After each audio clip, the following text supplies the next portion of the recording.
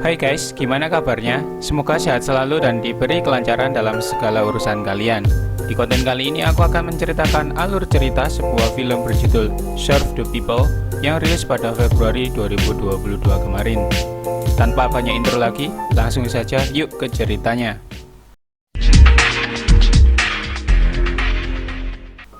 Mengisahkan tentang Mu Guang, seorang tentara kemarin sore yang ditugaskan di dapur untuk komandan divisinya yang bertempat di markas besar.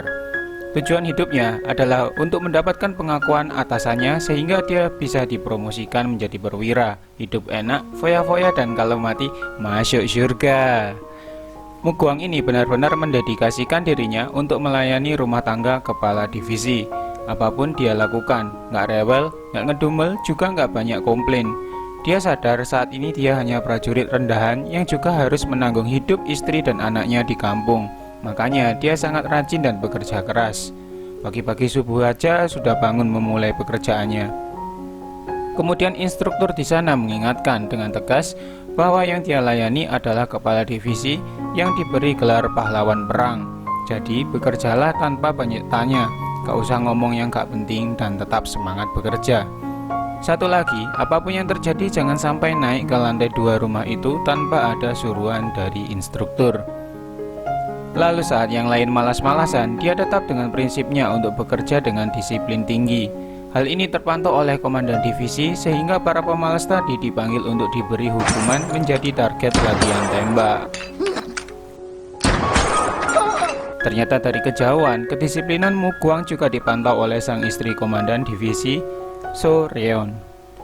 Malam harinya sang komandan berpamitan kepada istrinya bahwa dia harus dinas keluar kota yang bersifat rahasia. Kemudian berangkatlah sang komandan di pagi hari. Nah, jadi tinggal berdua saja sekarang, Mu Guang dan istri kepala divisi yang cantik, mulus, dan seksoi. Dari sinilah So Ryeon mulai menuntut ini itu pada Mu Guang yang semuanya hanya untuk memenuhi kebutuhan esek-esek aja. Mulai dari menjatuhkan bukti penghargaan sang suami sehingga Mu Guang harus melihat kaki mulus majikannya itu. Kemudian dengan akal-akalan So Ryeon, Mu Guang harus naik ke lantai 2 yang sudah dilarang instrukturnya. Lalu saat membuka pintu lantai 2, ternyata itu cuma halusinasinya saja. Ruangan di sana cukup gelap. Mu Guang diminta menyalakan lampu, kemudian dia melihat sang istri komandan yang sangat menggoda Imron. Terjadi obrolan singkat yang intinya So Ryeon ini nggak mau dipanggil nyonya, maunya dipanggil sis aja cuy. Setelah itu Mu Guang yang bermandikan keringat karena menahan diri meminta izin pergi. Pokoknya tiap kali Mu Guang melihat piala komandan divisi ini berpindah dari tempat seharusnya, Mu Guang harus segera naik ke lantai 2 untuk melayani So Ryeon. Tidak lupa Mu Guang juga harus mandi dulu sebelum bertemu majikan perempuannya. Kemudian masuklah Mu Guang ke kamar So Ryeon. Dia menyalakan lampu, mendapati wanita itu hanya pakai bikini. Mu Guang ketakutan antara sakni dan khawatir ketahuan atau dimarahi sehingga dia bertindak bodoh yang membuat So Ryeon marah lalu meninggalkannya.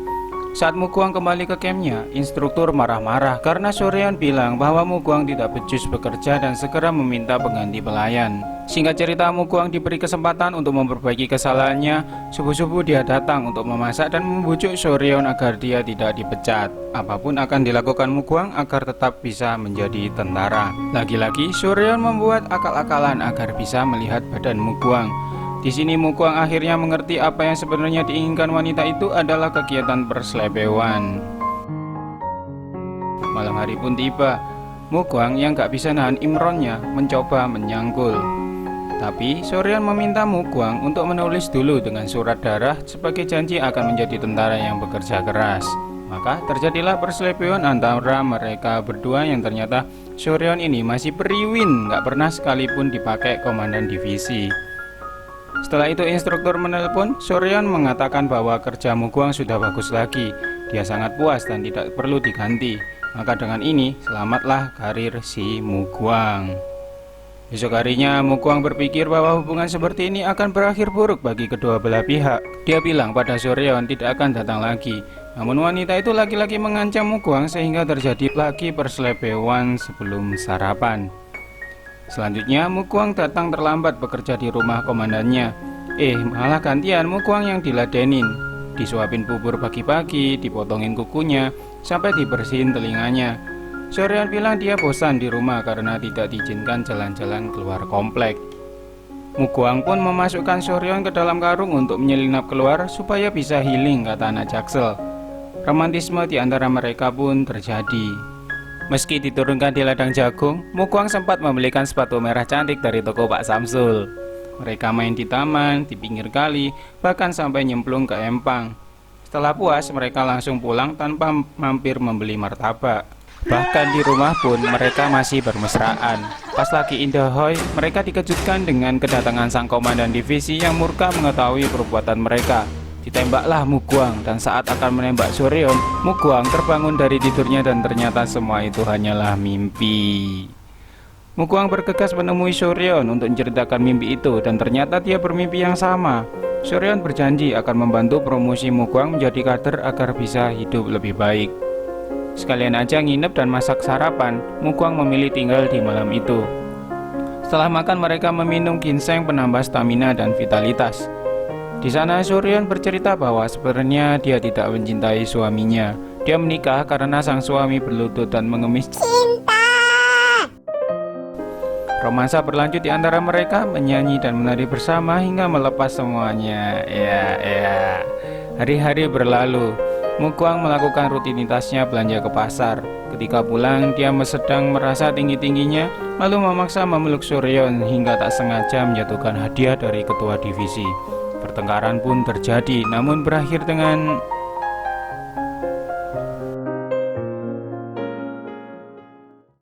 Setelah selepewan tadi, tiba-tiba Soryeon bergegas pergi, menggembok semua pintu dan pagar, lalu menelpon penjaga agar memberitahu komandan divisi bersiap secara mental. 3 hari berturut-turut mereka bercocok tanam, di tangga, di ruang tamu, di tangga lagi, di ruang tamu lagi, bahkan di ruang kerja, hingga akhirnya Mukwang gak kuat nyangkul lagi yang membuat Soryeon ngambek hingga mereka bertengkar. Untuk membuktikan cintanya, Soryeon sengaja merusak piagam dan penghargaan milik suaminya di depan Mukwang, bahkan sampai lukisan serta barang berharga lainnya. Tanpa mereka sadari, seseorang mengintip perbuatan mereka itu.